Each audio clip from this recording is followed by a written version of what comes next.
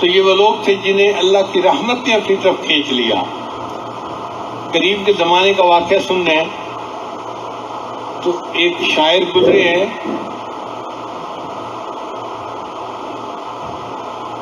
جگر مراد آبادی، نوجوان تھے مگر شرابی تھے، علل اعلان شراب پیتے تھے، بدنام زمانہ تھے، مگر غزل بڑی اچھی کہتے تھے۔ تو جس مشاعرے میں جگر مراد آبادی جاتے تھے لوگوں کا ہجوم ہوتا تھا وہاں۔ اللہ کی شان دیکھیں کہ اجمیر میں ایک مرتبہ نعتیہ مشاعرہ ہوا۔ اب نعتیہ مشاعرہ میں تو شاعروں نے نبی علیہ السلام کی نعت پڑھنی ہوتی ہے، کن شعراء کو دعوت دی جائے؟ مشہور شعراء کی فہرست بنا لی گئی۔ جب جگر کا نام آیا تو کہا کہ شاعر تو بڑا ہے لیکن شرابی ہے، ہم ایک شرابی کو کیسے نبی علیہ السلام کی نعت پڑھنے کے لیے دعوت دیں؟ تو آدھے لوگ حق میں تھے اور آدھے لوگ مخالف تھے۔ جو حق میں تھے وہ کہتے تھے کہ وہی شرابی صحیح مگر کلمہ گو ہے، بلانا چاہیے، نعت ان سے سننی چاہیے، وہ اچھا لکھیں گے۔ دوسرے کہتے تھے نہیں، کوئی غیرت بھی چیز ہوتی ہے، ایک شرابی بندہ کیسے نبی علیہ السلام کی نعت پڑھے گا، ادب کے خلاف ہے، اس کو دعوت نہیں دینی چاہیے۔ ایک نزاع کی کیفیت پیدا ہو گئی۔ خیر انتظامیہ کے زیادہ لوگ چاہتے تھے کہ ہم اگر جگر مراد آبادی کو بلائیں تو مجمع بھی زیادہ ہوگا اور مشاعرہ کامیاب ہوگا۔ چنانچہ انہوں نے جگر مراد آبادی کو دعوت دی تو جگر صاحب نے انکار کر دیا کہ نہیں، میں تو نہیں آ سکتا، مشاعرے میں نہیں آ رہا، غزل کا مشاعرہ ہے تو میں آؤں گا، نعتیہ مشاعرہ میں نہیں آ سکتا۔ پھر ان کے ایک دوست تھے، ان سے کہا گیا کہ جی سفارش کرے، جگر نے انکار کر دیا۔ پھر ایک ان کے استاد تھے، ان کو کہا گیا، انہوں نے انکار کر دیا۔ پھر ان کے ایک بڑے بزرگ تھے ازور گونڈری رحمۃ اللہ، ان سے کہلوایا گیا تو انہوں نے حکم دیا کہ تم شرابی ہو، اگرچہ تم رند ہو لیکن تم نبی علیہ السلام کی شان میں نعت لکھو اور ہو سکتا ہے اللہ کے ہاں قبولیت ہو تمہاری۔ یہ جو فکرہ انہوں نے بولا نا کہ اللہ کے ہاں تمہاری قبولیت ہو، یہ فکرہ جگر مراد آبادی کے دل میں اتر گیا۔ اب سوچنا شروع کر دیا، میں نے ساری عمر شراب پیتے ہوئے تو نہیں گزارنی، اگر اللہ کو اسی طرح میرا بدلنا منظور ہے تو میں ضرور حصہ لوں گا۔ تو تیار ہو گئے۔ اب جب جگر مراد آبادی تیار ہو گئے تو منتظمین کے لیے مسئلہ تھا کہ عوام کو کیسے ٹھنڈا کریں۔ جن کو پتہ چلا کہ جی جگر بھی آ رہے ہیں، انہوں نے شہر میں بینر لگانے شروع کر دیے کہ ایک شرابی کو ہم اس طرح نعت نہیں پڑھنے دیں گے، اور ہم دیکھیں گے کیسے وہ اسٹیج پر آتے ہیں اور نعت پڑھتے ہیں۔ تو عجیب کیفیت اجمیر شہر میں ٹینشن کی بن گئی۔ لوگوں کا خیال تھا کہ جس دن مشاعرہ ہے جگر مراد آبادی اس دن آئیں گے نعت پڑھنے کے لیے، مگر جگر مراد آبادی 3 دن پہلے ہی اجمیر پہنچ گئے تھے اور ایک گھر کے اندر چھپ گئے، خاموشی سے بیٹھ گئے۔ مگر مسئلہ یہ تھا کہ ان کا دماغ ہی نہیں چلتا تھا نعت پڑھنے میں۔ یہ جب نعت لکھنے بیٹھتے وہ غزل بن جاتی، جب نعت لکھنے کی کوشش کرتے غزل کا مضمون آنے لگ جاتا اور وہ یعنی غزلیہ اشعار ہو جاتے۔ تو ان کے لیے مشکل تھی کہ میں نعت لکھوں کیسے، کبھی لکھی نہیں تھی، اس راستے سے واقف ہی نہیں تھے۔ اللہ کی شان دیکھیں، ایک دن وہ بھی آیا کہ ان کو ایک نعتیہ مصرع مل گیا اور انہوں نے پھر نبی علیہ السلام کی شان میں نعت پڑھ دی۔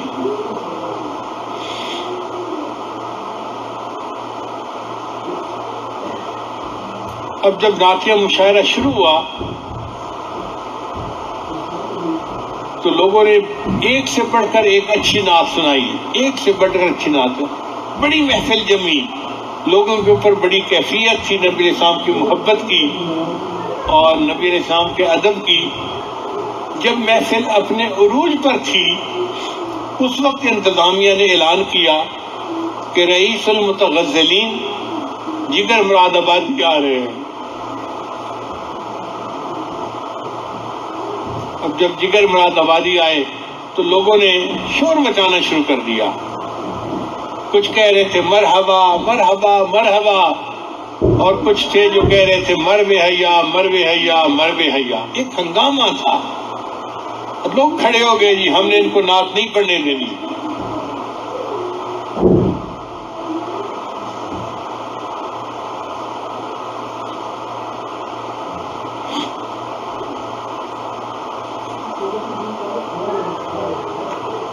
اللہ رب العزت کی طرف سے قبولیت کے اوقات ہوتے، اللہ کی رحمت کی نظر تھی. چنانچہ جگر مراد آبادی اسپیکر پہ آئے اور انہوں نے کہا کہ میں نے نبی علیہ الصلوۃ والسلام کی شان میں کچھ اشعار لکھے ہیں. ایک رند ہے اور مدحت سلطان مدینہ، ایک رند ہے اور مدحت سلطان مدینہ.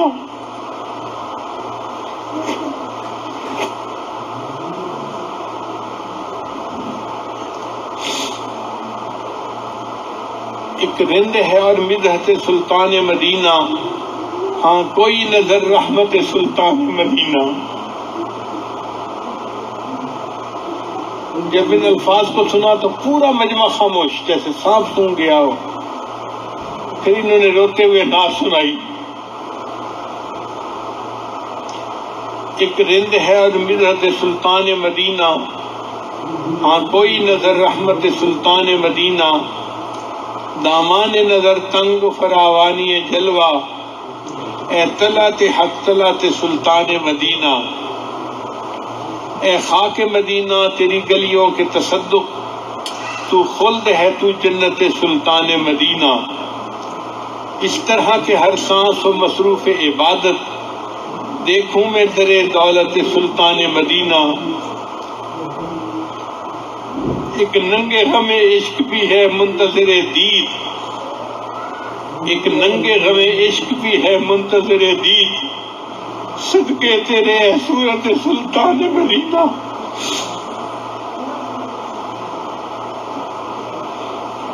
کونین کا غم یاد خدا اور شفاعت، دولت ہے یہی دولت سلطان مدینہ.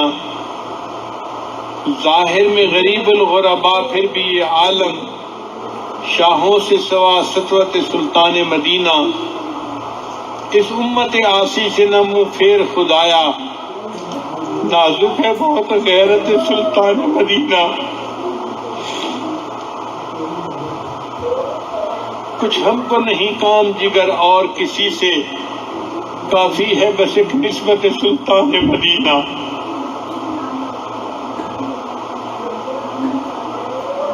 بس پھر اللہ نے ان کے دل کی دنیا کو بدل دیا. کمینی دنیا کی محبت دل سے نکل گئی اور اللہ کی محبت نے دل کو بھر دیا. پھر اس کے بعد انہوں نے اللہ کی محبت میں اشعار لکھنے شروع کر دیے.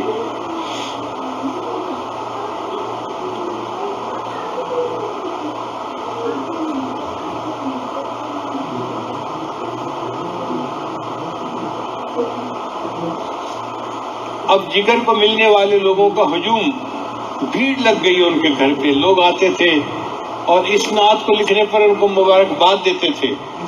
تو جگر مراد آبادی نے اپنے بارے میں خود شعر لکھا.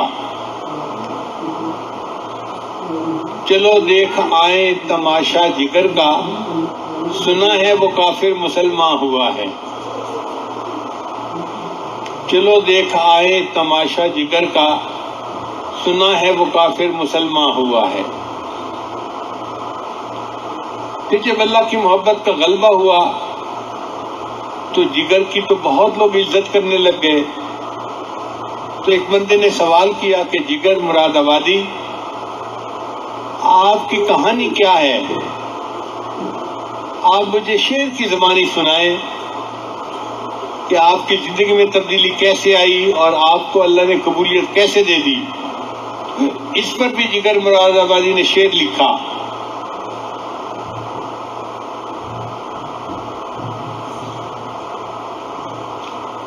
میرا کمال عشق میں اتنا ہے اے جگر،